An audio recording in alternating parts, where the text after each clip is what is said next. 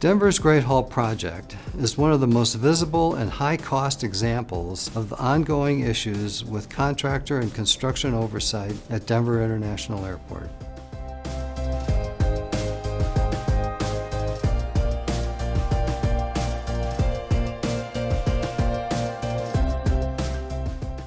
Denver International Airport is one of the busiest airports in the United States.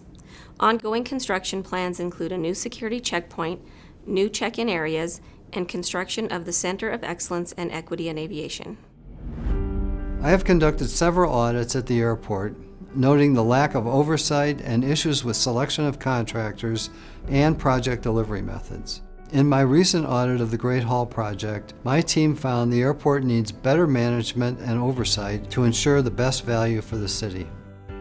Renovations of the main terminal at Denver's airport began July 2018, but the airport terminated the original construction contract in late 2019 after a falling out with the initial contractor. Airport officials expedited the procurement process to hire Hensel Phelps Construction Company as the new contractor of a re-envisioned three-phase construction project. The airport now expects the work on the Great Hall to finish in 2028 at an expected cost of $2.1 billion.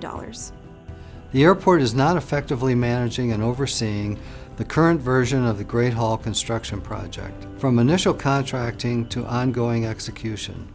Two key takeaways from the report related to the restart of the project in 2019 are, first, my audit team found a need for more structured criteria in deciding how the project will be completed. Selecting the wrong project delivery method can have expensive consequences. Airport officials have acknowledged their lack of a formalized process to select project delivery methods. We see this in our previous construction audits, including the Peña Boulevard improvements and their own after-action report following the termination of the Great Hall Partners contract.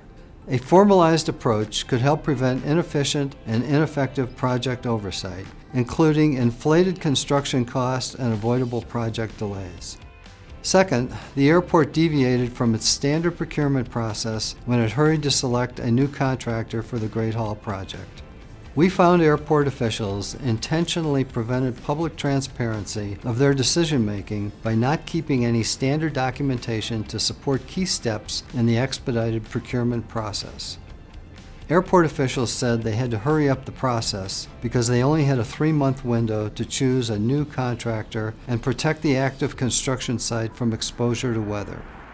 By airport officials not following established procurement procedures and not developing or keeping documentation to support their decision-making process, it diminishes public transparency and hinders the airport's ability to show its contractor selection was fair, open, and competitive.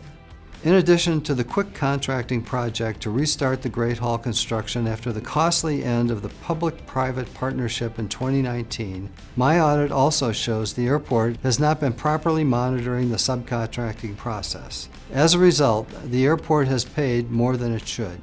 Specifically, airport staff did not approve the subcontractors, allowed subcontracts to be awarded without competitive bids, and they allowed subcontracts to go to companies that were not the lowest responsive and qualified bidder.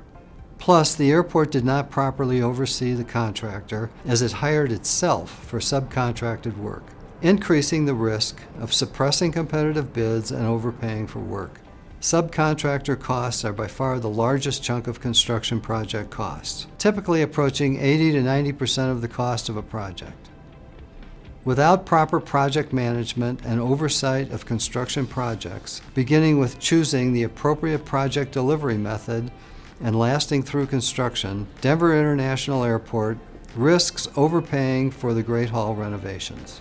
Additionally, if the procurement of contractors and subcontractors is not done openly, fairly, and competitively, it damages the airport's reputation and impedes the airport's ability to ensure the city receives the best value for contracted work.